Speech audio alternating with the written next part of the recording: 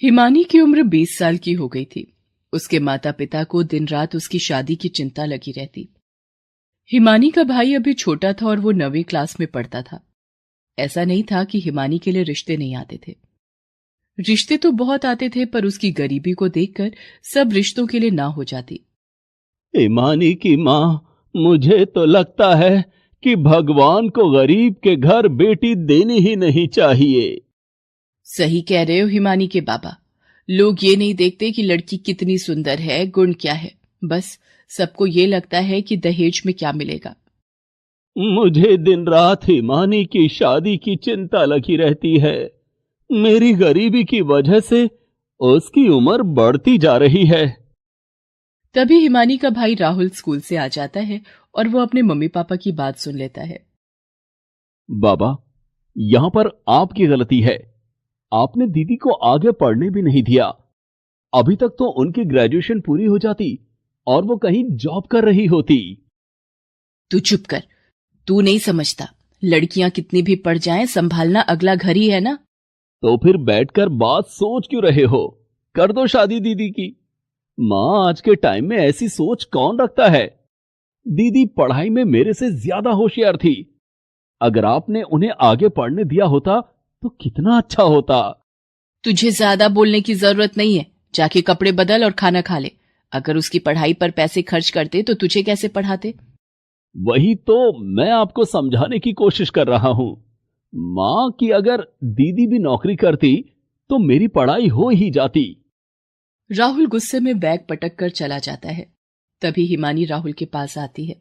माँ बाबा के ऊपर इतना गुस्सा मत हुआ करो। वो घर के बड़े हैं, वो जो सोचते हैं अच्छा सोचते हैं। क्या अच्छा सोचते हैं? दीदी, आप पढ़ाई में इतनी होशियार थी, आपको आगे पढ़ने नहीं दिया। अगर आज आप अपने पैरों पर खड़ी होती तो रिश्तों की लाइन लगी होती। चल मेरे प्यारे भैया, गुस्से को थूक और खाना खा ले। एक तो दीदी, मुझे आपके ऊपर भी गुस्सा आता है। कभी भी अन्याय के खिलाफ आवाज नहीं उठाती हो। किसके खिलाफ आवाज उठाऊं मैं? वो सब मेरे अपने हैं। बात आई गई हो जाती है।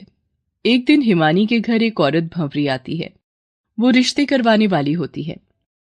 हिमानी की माँ सुन, मैं हिमानी के लिए रिश्ता लेकर आई हूं। बहुत बड़े लोग हैं, नौकर चाकर भी हैं घर में। हमारी हिमानी राज करेगी, राज। लड़का क्या करता है? अरे लड़का जमींदार है, बहुत बड़ा खानदान है। अगर वो इतने ही बड़े खानदान के हैं तो मुझे गरीब से रिश्ता क्यों रखेंगे? अरे उन्हें लड़की अच्छी और संस्कारी चाहिए थी। मैंने अपनी हिमानी के बारे में सेठानी को बताया तो वो तस्वीर देखकर बोली, लड़की तो अच्छी लग रही है, बात बढ़ाओ आगे। सोच क्या रही है हिमानी की माँ? हाँ कर दे, ऐसा रिश्ता बार बार नहीं आता। तू अगर हाँ कहे तो इस संडे लड़के वाले लड़की को देखने आ जाएंगे। चलो ठीक है, तुम उनको बोल दो कि वो आकर लड़की देख लें। एक दूसरे से मिलने में क्या बुराई है? संडे के दिन लड़के वाले हिमानी को देखने हिमानी के घर आते हैं। लड़के का नाम सोहन होता है। मुझे तो आपकी हिमानी फोटो में ही पसंद आ गई थी, अब सामने से देखने में भी बहुत अच्छी है। हमारी तरफ से ये रिश्ता पक्का समझिए। वो सब तो ठीक है बहन जी, पर मैं आपको पहले ही बता दूं, मैं दहेज नहीं दे सकता। हाँ, जो बन पड़ेगा वो मैं अपनी बेटी के लिए करूंगा। अरे अरे, आप गलत मत समझना। हम लोग तो खानदानी लोग ठहरे, हम ये दहेज वहेज नहीं लेते। हमें तो बस लड़की अच्छी चाहिए थी, वो हमने देख ली। अब अगले महीने आप लोग शादी की तैयारी शुरू करो। फिर हिमानी के पिताजी हिमानी की शादी सोहन से कर देते हैं। उनसे जितना बन सकता था वो अपनी बेटी को उपहार स्वरूप दहेज दे देते हैं और दोनों बहुत खुश होते हैं कि हमने हिमानी की शादी इतने बड़े घर में की है। उधर हिमानी शादी करके बड़े घर में चली जाती है। इन लोगों का घर तो बहुत बड़ा है। क्या वजह रही होगी कि उन्होंने हम जैसे गरीब लोगों से रिश्ता किया? तभी हिमानी की सास और उसकी ननद नेहा वहां आ जाते हैं। इधर उधर यही देख रही हो ना? कभी इतना बड़ा घर और इतनी शानो शौकत तो नहीं देखी होगी ना तुमने? जी मम्मी जी, आपका घर बहुत बड़ा है। तब भी तेरे बाबा से इतना ना हुआ कि जो उपहार दिए हैं वो हमारी हैसियत के मुताबिक देते। हमने कौन सा दहेज मांगा है, पर जो भी दिया है वो भी तो कितना घटिया है। वो सामान तो मैंने अपने नौकर को दे दिया है, उसकी बेटी की शादी अगले महीने, वो दे देगा उसको। हमारा ना सही किसी का तो भला हो। माँ, मैंने सुना है ये गरीब घर की जो लड़कियां होती हैं इनके हाथों में गजब का स्वाद होता है। तो भाभी जी, अभी आप आराम मत करो, पहले सबके लिए खाना बना लो। हाँ हाँ, क्यों नहीं, आप मुझे बता दो रसोई किधर है, मैं खाना बना लूंगी। तो फिर ये सुंदर कपड़े उतार के घर के कपड़ों में आ जाओ। इन कपड़ों में खाना बनाओगी क्या? हिमानी हैरान परेशान सी ये सब सुनती है। उसको समझ नहीं आ रहा था कि ये लोग उसके साथ ऐसा व्यवहार क्यों कर रहे हैं। अभी तो उसकी शादी को एक दिन भी पूरा नहीं हुआ था और हिमानी चुपचाप किचन में जाकर सबके लिए खाना बनाती है। खाने की टेबल पर खाना तो तुम ठीक ठाक बना लेती हो, चलो अब नौकरों के हाथ का खाना नहीं खाना पड़ेगा। हाँ, खाना तो अच्छा बनाया है भाभी आपने। हाँ हाँ, बस ठीक ठाक ही है। और सुनो हिमानी, वैसे तो हमारे सोहन के लिए एक से एक बड़े घर के रिश्ते आ रहे थे, पर मुझे एक छोटे घर की लड़की चाहिए थी जो हमारे सामने कभी सर न उठाए। तो मैं तुम्हें बता दूं कि तुम्हारी हैसियत इस घर में कभी भी हमारी बराबर नहीं हो सकती, इसलिए कभी भी जबान मत चलाना। जी मम्मी जी, मैं इस बात का ध्यान रखूंगी। अब कहने को तो हिमानी इतने बड़े घर की बहू थी, लेकिन हिमानी की हैसियत उस घर में एक नौकर से ज्यादा कुछ नहीं थी। हर छोटी छोटी बात पर उसकी सास और नेहा उसे नीचा दिखाती। एक दिन, भाभी, मेरी कुछ दोस्त घर आ रही हैं, ये कपड़े हैं मेरे, इनको पहन कर आना। आपकी पसंद मुझे बिल्कुल भी पसंद नहीं है, मेरी सहेली के सामने मेरी इंसल्ट ना हो जाए। पर नेहा, मेरे कपड़े अच्छे हैं। कौन से कपड़ों की बात कर रही है? ये जो आपने पहने हैं, समझ आता है आपको हमारे स्टैंडर्ड के हिसाब से ये कपड़े नहीं है। पता नहीं कौन सी घटिया मार्केट से खरीद कर आपके बाबा ने आपको ये कपड़े दिए हैं। तभी राहुल नेहा और हिमानी की बात सुन लेता है। वो हिमानी से मिलने उसके घर आया होता है। ये आप किस तरीके से बात कर रही है मेरी दीदी से? तुम कब आए राहुल? वो मुझे कुछ नहीं कह रही, वो मुझे समझा रही थी। बस चलो चलो, तुम मेरे कमरे में आओ। राहुल को हिमानी अपने कमरे में ले जाती है। क्या कह रही थी दीदी वो आपसे? क्या आप यहां पर खुश नहीं हो? मुझे बताओ दीदी, और कुछ भी झूठ मत बोलना। हिमानी अपने जज्बात पर काबू नहीं रख पाती और राहुल को सब कुछ बता देती है। खुद कितने घटिया लोग हैं, ऊंची दुकान, फीके पकवान। तभी मैं बाबा से कहता था कि आपको पढ़ा लिखा के कुछ बना दें। तुम फिक्र मत करो राहुल, सब ठीक हो जाएगा। इसी तरह कई साल बीत जाते हैं। हिमानी एक बेटी की माँ बन जाती है। ये लो, एक तो महारानी को हम गरीब घर से उठाकर ले आए और पहली भी लड़की ही पैदा हुई। माँ, मुझे पहले लड़का चाहिए था। हिमानी की सास हिमानी और उसकी बेटी दोनों को ही ताने देने लग गई और उनकी बातें सुन सुनकर हिमानी दिन पर दिन कमजोर होने लगी। फिर एक दिन राहुल अपनी बहन के लिए होली के त्योहार के कुछ उपहार लेकर आता है। राहुल वकालत की पढ़ाई खत्म करके प्रैक्टिस कर रहा होता है। दीदी, आप इतनी कमजोर क्यों लग रही हो? क्या ये लोग आपका ख्याल नहीं रखते? नहीं नहीं, ऐसा कुछ नहीं है राहुल, बस कुछ दिनों से तबीयत ठीक नहीं थी तो खा पी नहीं पा रही थी। और बताओ, माँ बाबा सब कैसे हैं? उन लोगों ने तो मेरी शादी करने के बाद मुझसे कभी ढंग से हालचाल तक नहीं पूछा, जैसे कि मैं उन पर बोझ थी। त्योहार पर भी ये सामान भिजवा देती हैं जिसकी कीमत इस घर में कुछ भी नहीं है। उनसे कहो कि मुझे ये सब भिजवाने की जरूरत नहीं है अब। क्या हुआ दीदी? आज मुझे आप बहुत ज्यादा परेशान लग रही हो। हाँ राहुल, मैं परेशान हूँ। मेरा कोई कसूर नहीं था कि मैं गरीब घर में पैदा हुई। मैं पढ़ाई में अच्छी थी। अगर माँ बाप मेरे ऊपर ध्यान देते तो मैं कुछ न कुछ कर लेती। इस तरह यहाँ पर एक गरीब बाप की बेटी बनकर जिल्लत नहीं सह रही होती। वो तो चैन की नींद सो जाते होंगे ये सोचकर कि बेटी को बड़े घर में ब्याह दिया, पर वो बेटी खुश है या नहीं है उन्हें कोई फर्क नहीं पड़ता। राहुल अपनी बहन का दुख बहुत अच्छे से समझ रहा था। तभी वो हिमानी से कहता है, दीदी, तुम अपना सामान पैक करो और गुड़िया को उठाओ। जहां तुम्हारी कदर नहीं है वहां रहने की जरूरत नहीं है। तुम मेरे साथ चलो, अपनी पढ़ाई पूरी करो। ऐसा नहीं होता राहुल, अब मेरी किस्मत यहीं पर ही लिखी हुई है। जैसे भी हालात हो मुझे यहीं रहना होगा। किन हालातों की बात कर रही हो दीदी? हालात बदलना इंसान के हाथ में होता है।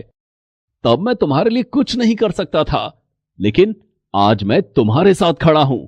जिस घर में दो दो औरत एक औरत की परेशानी नहीं समझ सकती, वहां पर कभी कुछ अच्छा नहीं हो सकता। तभी सोहन वहां आ जाता है और राहुल और हिमानी की बातें सुन लेता है। हाँ हाँ, सोच क्या रहे हो? ले जाओ अपनी बहन को यहां से। एक तो गरीब घर की, ऊपर से पहली बेटी पैदा कर दी। राहुल गुस्से में अपनी बहन का हाथ पकड़कर उसकी बेटी को लेकर वहां से चला जाता है। घर आकर वो सारी बात अपने माँ बाबा को बताता है। ये क्या किया राहुल तूने?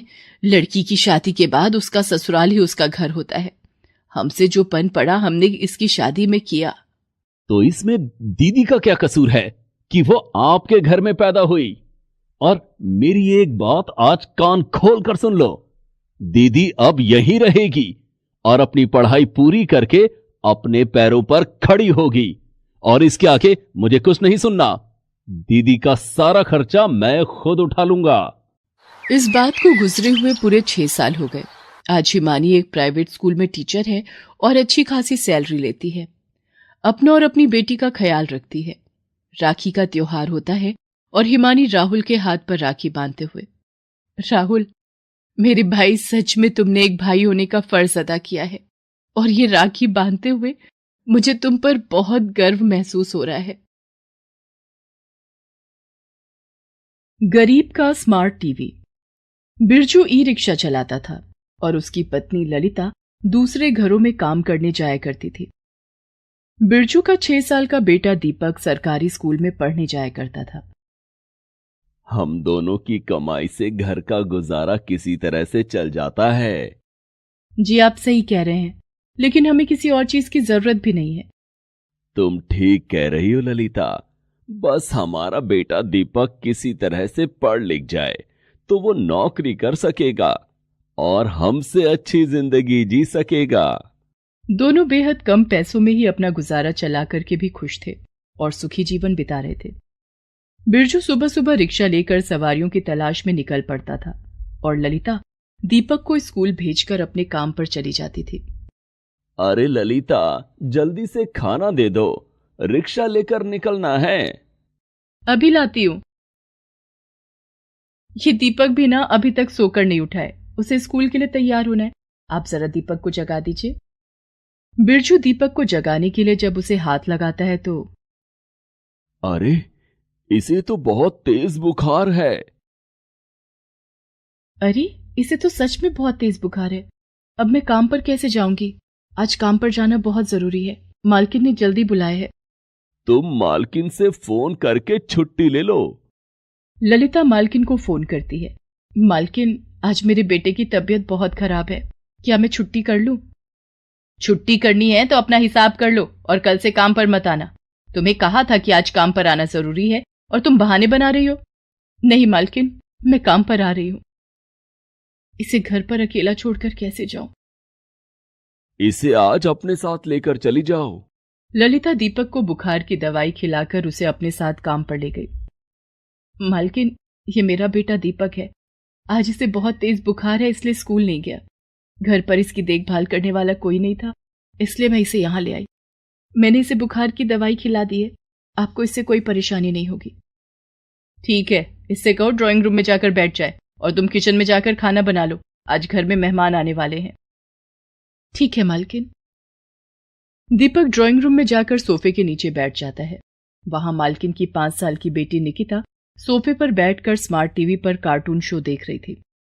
दीपक भी वहां बैठकर कार्टून शो देखने लगा। कार्टून शो देखकर दीपक को बहुत मजा आ रहा था और वो भूल गया कि उसकी तबीयत भी खराब है। चल दीपक, काम खत्म हो गया, अब घर चल। माँ, थोड़ी देर और टीवी देखने दो ना। नहीं बेटा, मालकिन गुस्सा करेंगी। दीपक मन मारकर मां के साथ घर जाने लगा, लेकिन उसकी नजरें लगातार स्मार्ट टीवी पर चल रहे कार्टून शो पर ही टिकी थी और वो पीछे मुड़कर बार बार टीवी की तरफ देख रहा था। ललिता उसका हाथ पकड़कर उसे अपनी ओर खींचती है। बेटा, घर चल। माँ, हमारे घर में स्मार्ट टीवी क्यों नहीं है माँ? मुझे भी स्मार्ट टीवी पर कार्टून शो देखना है। बेटा, हमारे पास इतना पैसा नहीं है कि हम स्मार्ट टीवी खरीद सकें।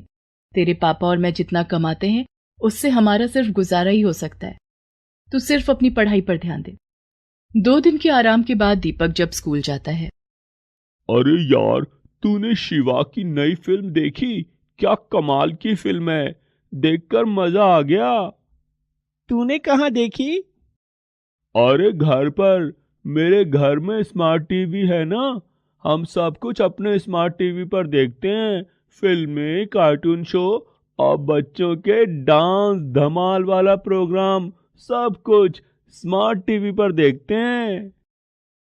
लेकिन मेरे घर में तो स्मार्ट टीवी नहीं है। अरे, तेरे घर में स्मार्ट टीवी नहीं है? ये कहकर कृष्णा हंसने लगता है और दीपक का मजाक उड़ाने लगता है। ये सब दीपक को बहुत बुरा लग रहा था। तू अपने पापा से बोल, तेरे लिए एक स्मार्ट टीवी खरीदेंगे। ठीक है, मैं आज ही पापा से बोलता हूँ। शाम को दीपक जब स्कूल से घर आया तो होमवर्क करने में उसका मन नहीं लग रहा था। क्या बात है, आज तेरा पढ़ाई में मन क्यों नहीं लग रहा है? माँ, मुझे अपने घर में स्मार्ट टीवी चाहिए। क्या स्मार्ट टीवी? तू क्या करेगा स्मार्ट टीवी का? मेरे सारे दोस्तों के घर में स्मार्ट टीवी है, वो उस पर फिल्में, कार्टून शो और दूसरे प्रोग्राम देखते हैं। माँ, मुझे भी स्मार्ट टीवी पर अपने पसंद के प्रोग्राम देखने हैं। बेटा, अपनी पढ़ाई लिखाई पर ध्यान दो, पढ़ लिख कर कुछ बन जाओ, फिर अपनी कमाई से स्मार्ट टीवी खरीद लेना। हमारी इतनी कमाई नहीं है। मैं और तुम्हारी माँ दिन रात बस इसलिए इतनी मेहनत करते हैं ताकि तुम्हारी परवरिश में कोई कमी न रह जाए। हाँ, तो परवरिश में कमी तो है ना। तेरी परवरिश में हमने क्या कमी कर दी? एक स्मार्ट टीवी की कमी है। घर में मेरे मनोरंजन के लिए कुछ भी नहीं है जिससे मैं थोड़ी देर के लिए अपना दिल बहला सकूं। बिरजू और ललिता अपने बेटे की बात सुनकर उदास हो जाते हैं।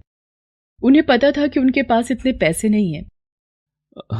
ठीक है, थोड़े दिन रुक जाओ, तुम्हें स्मार्ट टीवी मिल जाएगा। कहाँ से लाओगे स्मार्ट टीवी? दीपक को बोल तो दिया, लेकिन स्मार्ट टीवी कितनी महंगी आती है पता भी है? मैं कल पता करता हूँ। अपने बेटे की ख्वाहिश पूरी करने के लिए दूसरे दिन बिरजू एक टीवी के शोरूम में जाता है। क्या चाहिए आपको? मुझे स्मार्ट टीवी खरीदना है। ठीक है, ये देखिए, ये स्मार्ट टीवी 29,000 रुपए की है। इसमें फीचर्स बहुत बढ़िया हैं। ये स्मार्ट टीवी 32,000 रुपए की है। इसमें आप अपना मोबाइल फोन भी कनेक्ट कर सकते हैं और गेम भी खेल सकते हैं। जी, सबसे सस्ती वाली दिखाइए।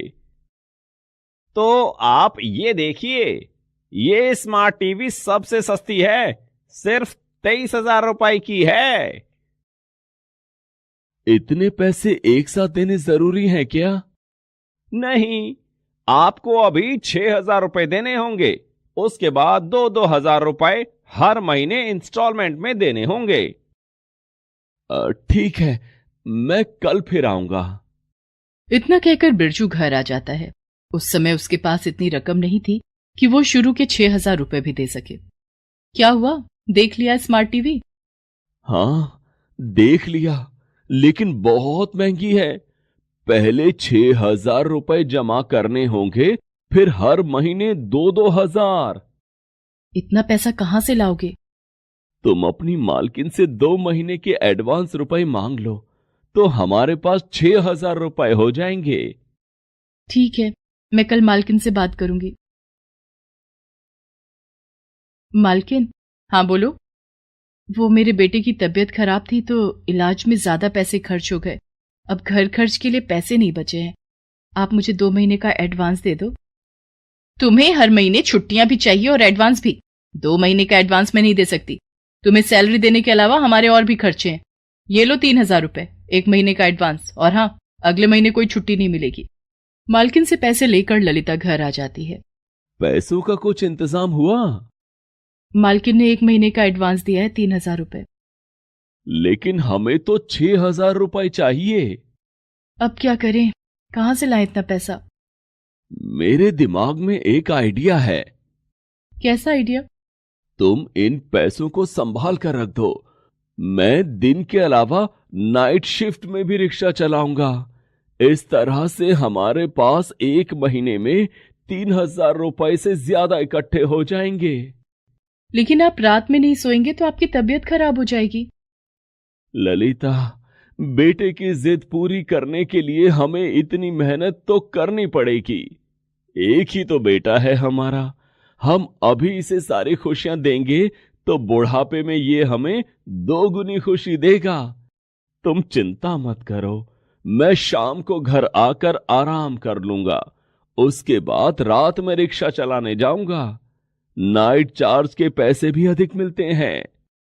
ठीक है। अगले दिन से बिरजू दिन में ई रिक्शा चलाता और शाम को घर आकर थोड़ी देर के लिए आराम करता और फिर खाना खाकर रात को ई रिक्शा चलाने निकल जाता। रात को सवारियों से उसे ज्यादा पैसे भी मिल जाते थे। ज्यादा मेहनत करने और रात में ना सोने के कारण बिरजू की तबीयत भी बिगड़ने लगी थी। लेकिन बेटे की जिद पूरी करने के लिए पूरे 1 महीने की मेहनत के बाद बिरजू ने पैसे इकट्ठे कर लिए थे। ये लो, पूरे 3,000 हैं। अब इसमें मेरे 3,000 मिलाकर पूरे 6,000 हो गए। अब हम अपने बेटे के लिए स्मार्ट टीवी खरीद सकते हैं। अगले दिन दोनों उसी टीवी के शोरूम में जाते हैं जहां बिरजू पहले से टीवी देखकर आया था। अरे भैया, सबसे सस्ती वाली स्मार्ट टीवी दिखा दो। ये देखिए, 23,000 की स्मार्ट टीवी है और आपकी किस्मत अच्छी है कि इस समय दिवाली सेल चल रही है और आपको इस पर 10% डिस्काउंट भी मिल जाएगा। सेल्समैन की बात सुनकर बिरजू और ललिता बहुत खुश हो जाते हैं। आपको सबसे पहले 4,500 रुपए जमा कराने होंगे और उसके बाद 2-2 हजार रुपए हर महीने इंस्टॉलमेंट के रूप में देने होंगे। ठीक है, इस टीवी को पैक कर दो। आप अपने घर का एड्रेस दे दो, ये टीवी आपके घर पर डिलीवर हो जाएगा और आपके घर पर इसे फिट भी कर दिया जाएगा। बिरजू और ललिता दुकान पर पैसे जमा करके और अपने घर का एड्रेस देकर घर आ जाते हैं। थोड़ी देर के बाद उनके घर पर स्मार्ट टीवी आ जाता है। घर पर स्मार्ट टीवी के आने से दीपक की खुशी का ठिकाना न रहा। मेरे घर में भी स्मार्ट टीवी आ गया है। अब मैं भी स्मार्ट टीवी पर कार्टून शो देखूंगा और अपने दोस्तों को बताऊंगा। मैं स्मार्ट टीवी पर गेम भी खेलूंगा। अपने बेटे को खुश देखकर बिरजू और ललिता की आंखों में खुशी के आंसू छलक आते हैं। Please subscribe this channel.